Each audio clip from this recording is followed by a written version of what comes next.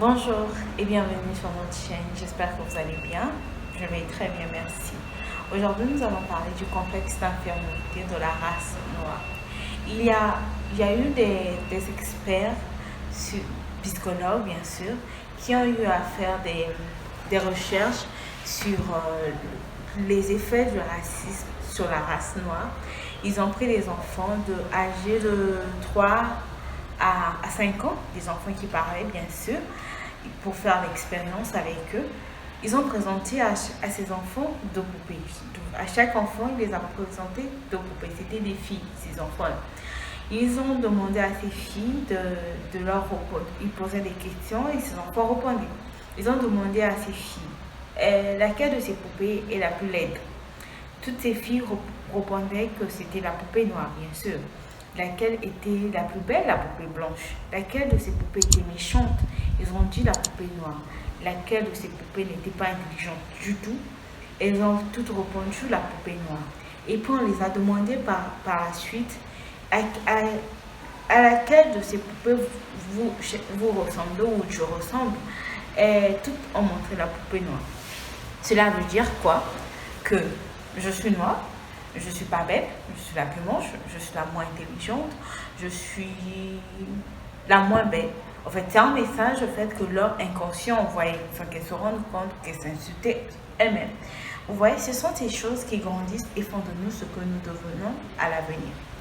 Aujourd'hui, sans que l'homme noir s'en rende compte, ils se sont inférieurs. Il a un complexe d'infériorité. Notre complexe d'infériorité se manifeste même par cette soif que nous avons à vouloir chercher dehors la vie ou la richesse pendant que nous sommes chez nous-mêmes riches. Et une autre façon une autre manière ou une autre manifestation de notre complexe d'infériorité, c'est ce mépris que nous avons de nos langues maternelles.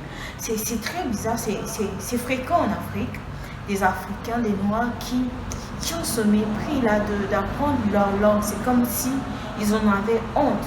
C'est vrai, dans plusieurs pays d'Afrique, ce sont des réalités qui se passent. Beaucoup d'Africains ont honte de leur langue, beaucoup ont honte de leur race, ils ont honte de leur culture. Aujourd'hui, même quand on demande à l'Africain de présenter un truc culturel, la plupart des choses qu'on présente, la plupart des chansons qu'on danse, ce ne sont pas notre chansons.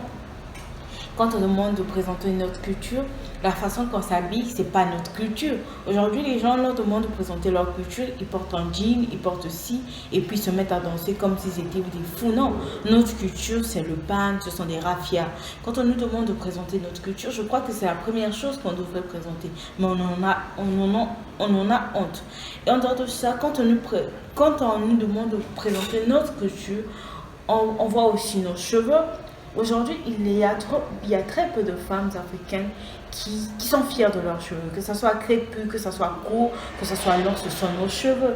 On devrait en être fiers. Et aujourd'hui, ce refus de ces choses est une preuve que nous ne nous sentons pas bien comme nous sommes. Il y a un noir américain qui a dit qu'un Africain qui a honte ou un Africain qui a honte de ses cheveux, il n'est pas digne d'être africain. C'est-à-dire que quand on a honte d'être ce qu'on est, on n'est pas digne de l'être. Il y a un écrivain dont je tais le nom a dit que à force de vouloir être comme autrui, on n'existerait pas.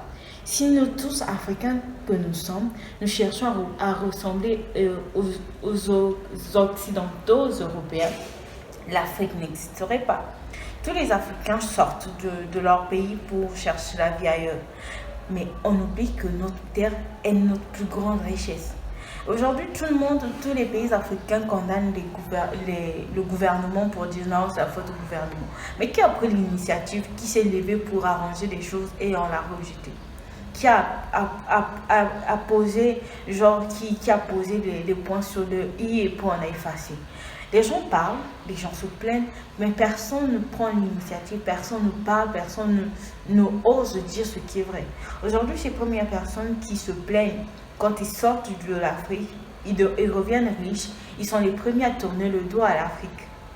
Aujourd'hui, on se plaint de beaucoup de choses, mais on n'arrive à poser aucun acte concret qui prouve qu'on veut vraiment changer les choses. Ne sommes-nous pas assez bien? pour vivre chez nous. Notre pays n'est pas assez riche pour qu'on le développe nous-mêmes. Notre terre n'a pas assez de richesse pour qu'on y travaille. Nous avons toutes ces choses. Mais si nous n'arrivons pas à faire ces choses, c'est parce que nous avons un complexe d'infériorité. En dehors de ça, je vais vous prendre un exemple très concret.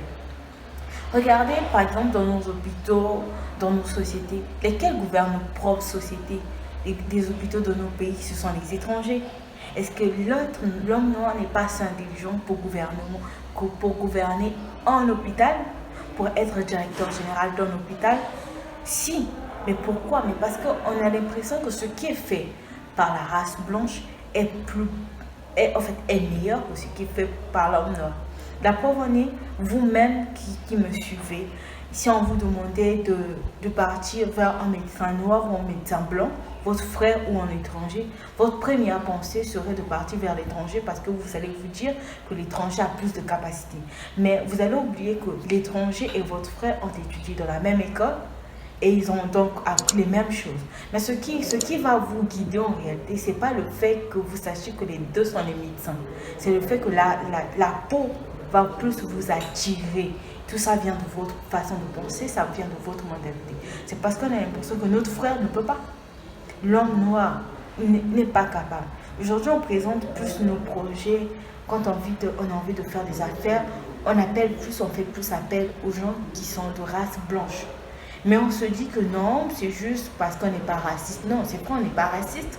On a un complexe d'infériorité qui nous fait croire que nous-mêmes, on ne peut pas. On ne peut pas changer les choses, on ne peut pas faire les choses de la bonne façon. On n'est pas assez bien en fait. Pour vous finir, je vais vous citer une citation, je crois, d'un Nord-Américain toujours. Il a dit que je vous donnerai donc le devoir de chercher qui l'a dit. Il a dit ceci, que notre peur vient non pas de ne pas être à la hauteur, notre peur vient du fait que notre pouvoir est sans limite. On se dit ceci, qui suis-je pour être talentueux, brillant et fantastique? Mais en réalité, qui est-on pour ne pas l'être? Nous sommes tous sur terre pour manifester de la gloire de Dieu qui est en nous. Et en nous autorisant à briller, nous donnerons aussi aux autres qui sont autour de nous l'opportunité de faire du autant. C'est pourquoi, par cette citation, je veux vous inciter à sortir de ce complexe d'infériorité. Dites-vous que nous pouvons, avec notre peau, avec notre terre, avec nos langues. Soyons fiers de nos cultures. Vous savez, les étrangers, les Européens, ils ont vu ce que nous avons. Ils ont vu toutes ces langues que nous avons, toutes ces différences que nous avons. On peut parler plusieurs langues, plusieurs ethnies. On a beaucoup d'ethnies, c'est une richesse. Soyons fiers de ces choses. Je vous dis à très bientôt. N'oubliez pas de commenter, de liker et de vous abonner sur notre chaîne. Bisous, je vous aime.